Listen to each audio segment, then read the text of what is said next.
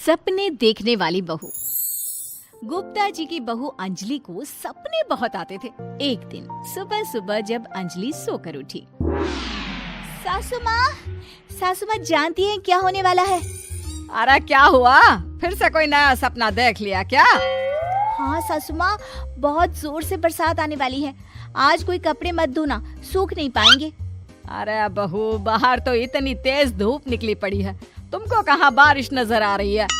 अरे मम्मी जी, मैंने सपने में देखा था बहुत जोर से बारिश होने वाली है, इसलिए बस आज कोई कपड़े नहीं धुलेंगे। अरे लेकिन इससे पहले भी तो कितनी बार तुझे सपने आए हैं, कभी कुछ सच भी होता है क्या?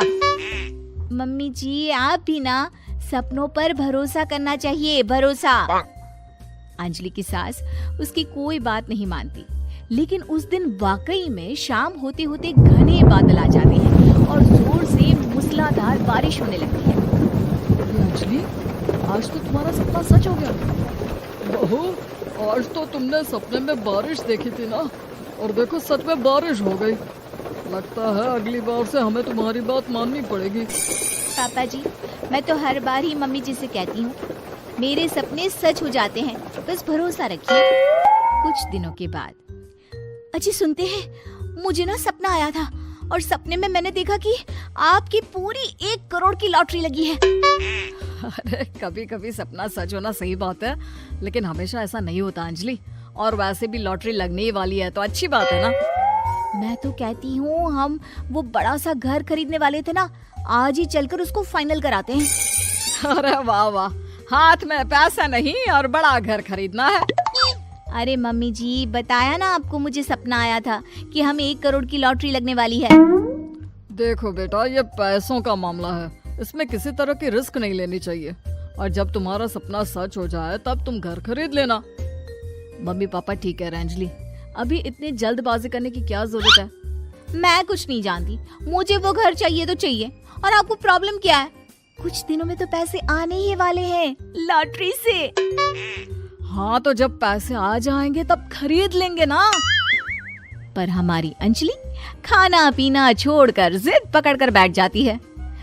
आखिर मजबूर होकर अंजलि के पति को उस घर को बुक कराने के पैसे देने पड़ते हैं। कई दिन बीत जाते हैं, लेकिन अंजलि के पति की कोई लॉटरी नहीं लगती। कुछ दिनों के बाद, तुम्हारे सपने के चक्कर में तो सब खराब हो गया अंजलि। ना लॉटरी लगी, ऊपर से बेकार में ही सारी जमा पूंजी उस घर को खरीदने में खर्च हो गई। थोड़ी दिन तो इंतजार करो, अब ऐसा थोड़ी ना होता है कि आज सपना आया और कल आपकी लॉटरी लग गई। मैंने तो पहले ही कहा था, तुम्हारी बीवी को तो हर सपने पर विश्वास करने की आदत पड़ गई है। ऐसा भी कहीं होता है क्या? कुछ दिनों के बाद अचानक से अंजलि के पति के पास एक फोन आता है और पता चलता है कि उसकी 1 करोड़ की लॉटरी लग गई है। अरे वाह अंजलि, ये तो कमाल हो गया, मेरे तो सच में लॉटरी लगी। अरे भगवान भला करे तुम्हारा। हाँ हाँ बहू, अब तो तुम जो कहोगी हम वो सब बात मानेंगे। तुम्हारे सपने का मतलब तो पूरा का पूरा सच होता है। अरे बिल्कुल ठीक कहते हैं, मैं तो बेकार में ही बहू को उल्टा सीधा सुनाती थी। अरे इसके सपने तो वाकई में सही हो जाते हैं। अपने घर वालों की बात सुनकर अंजलि मन ही मन बहुत इतराती है। उसे लगता है कि अब वो जो भी सपना देखेगी सच हो जाएगा। और इसी चक्कर में एक दिन अंजलि को सपना आता है कि अचानक उनके घर पर बहुत सारे मेहमान आने वाले हैं। यही सोचकर अंजलि अपनी सास को कहकर बहुत सारा खाना पहले से ही बनाकर रख लेती है। सुबह से शाम हो जाती है। हमने इतना सारा खाना बना लिया, लेकिन हमारे घर तो कोई मेहमान आया ही नहीं।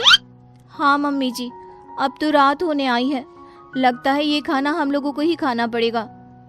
गुप्ता जी का परिवार पूरे 2 दिन तक उस खाने को खाकर खत्म करता है, लेकिन अंजलि की ये अपने सपनों पर भरोसा करने की आदत इतनी जल्दी छूटने वाली कहाँ थी। एक दिन अंजलि की सास अपने किसी रिश्तेदार के घर जाने के लिए कहती है, अरे अंजलि बहू, मैं जरा 2 दिन के लिए बुआ जी के घर जा रही हूँ। देखो तुम पीछे से घर को अच्छी तरह संभाल लेना। हाँ ठीक है मम्मी जी, आप चिंता मत करिए, मैं सब कुछ अच्छे से संभाल लूंगी। बहू, वैसे तो तुम सब कुछ बहुत अच्छे से ही करती हो, लेकिन देखो ये जरा ना सपनों पर भरोसा थोड़ा कम किया करो बेटा। क्या मम्मी जी, मेरे इतने सारे सपने तो सच हो जाते हैं, उसके बाद भी आपको शक ही रहता है हमेशा।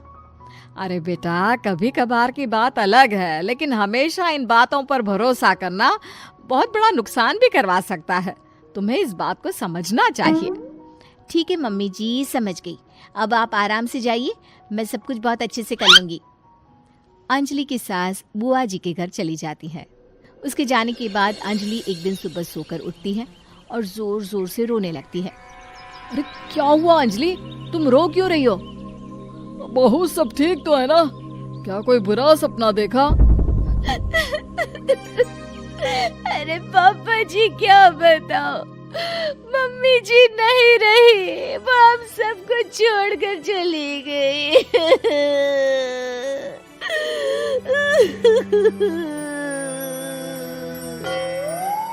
छोड़कर चली गई?